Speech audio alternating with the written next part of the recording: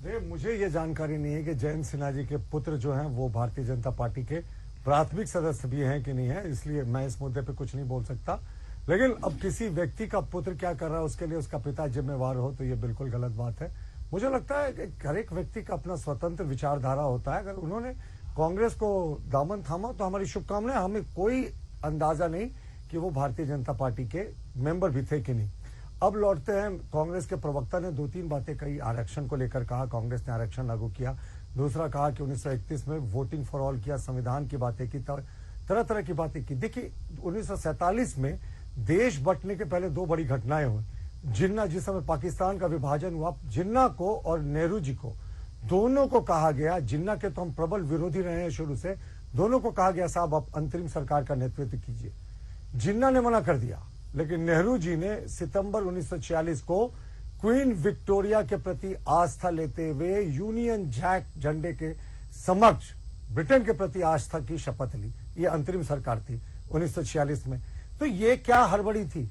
एक जो हम जिसे देश का द्रोही मानते हैं जिन्ना, उसने क्वीन विक्टोरिया के प्रति शपथ लेने से मना कर दिया। लेकिन नेहरू जी को क्या हड़बड़ी थी प्रधानमंत्री बनने की कि अंतरिम सरकार में ही सितंबर 1946 में प्रधानमंत्री बन गए।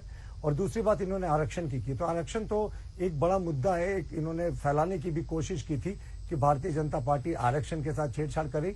हमने तो दिखा दिया था कि कर्नाटक में किस तरीके से पिछड़ों के भी आरक्षण में ये मुसलमानों को घुसाकर हक दिलाना चाह रहे थे। दूसरा, एक तो उनको जवाब देना चाहिए कि 1980 में जब बीपी मंडल ने मंडल कमीशन की रिपोर्ट जमा कर दी थी तो लगभग 5 वर्षों तक स्वर्गीय इंदिरा गांधी जी और 5 वर्षों तक उसके बाद राहुल गांधी की ब्रूट मेजोरिटी की सरकार, जितनी सीटें आज तक किसी ने नहीं जीती, वो सत्ता में थी साहब। तो 10 वर्षों तक क्यों मंडल कमीशन की रिपोर्ट को दबा कर रखा गया? और जब मंडल कमीशन लागू हुआ तो क्यों 1990 के सितंबर में लोकसभा में राजीव गांधी ने point by point Mandal commission का विरोध किया और इसको देश को बांटने वाला कहा? तो जो आरक्षण के बारे में बोलते, संविधान के बारे में बोलते, देश के बारे में बोलते, एक बार थोड़ा सा अपना ट्रैक रिकॉर्ड ठीक कर लीजिए। और कांग्रेस तो लगता था अंग्रेजों के साथ फ्रेंडली फाइट कर रही है साहब।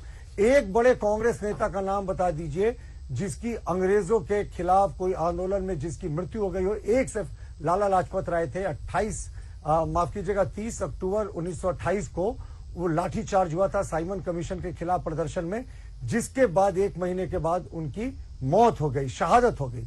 और उनका बदला चंद्रशेखर, राजगुरु, सुखदेव ने लिया था। कांग्रेस ने मौन धारण कर लिया।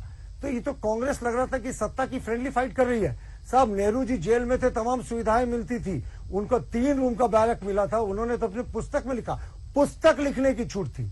तो कांग्रेस इतना आजादी और इनका देश प्रेम का हमें पाठ ना पड़ा है। हाँ, आज का जो वोटिंग परसेंटेज है, मैंने आपको पहले भी बोला कि ये एक तरीके से लोकतंत्र की जीत है।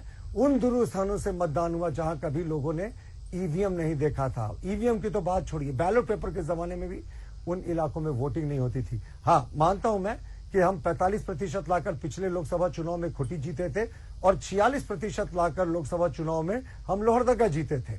और सिंहभूम जो कांग्रेस दावा करती है कि इनकी सिटिंग सीट थी, तो साहब वहां मुझे लगता है गीता कोड़ा जी का व्यक्तित्व कुछ ज्यादा वहां प्रभावी था, कांग्रेस का संगठन कम था।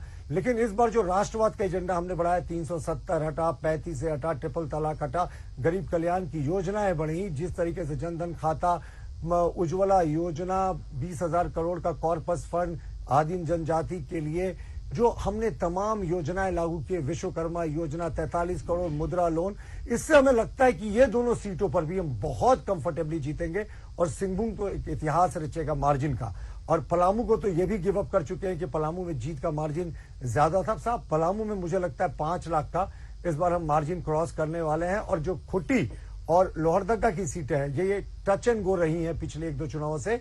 कड़िया मुंडा जी के समय में 90-80 हजार के वोटों का डिफरेंस जरूर रहा था, लेकिन पिछले बार एक धर्म विशेष का संडे के दिन में जो एक प्रेयर्स होता है उसके द्वारा ध्रुवीकरण का प्रयास किया गया था, जिसके कारण ये मार्जिन घटा था। लेकिन हमें पूरी उम्मीद है इस बार इलेक्शन कमीशन ने सख्ती की और कोई फतवे जारी नहीं हुए संडे के प्रेयर्स के बाद। तो हमें पूरी उम्मीद है कि इस बार खुटी में भी 1 लाख का मार्जिन हम पार करेंगे जीत का। बहुत दावे कई बड़े हैं। पलामू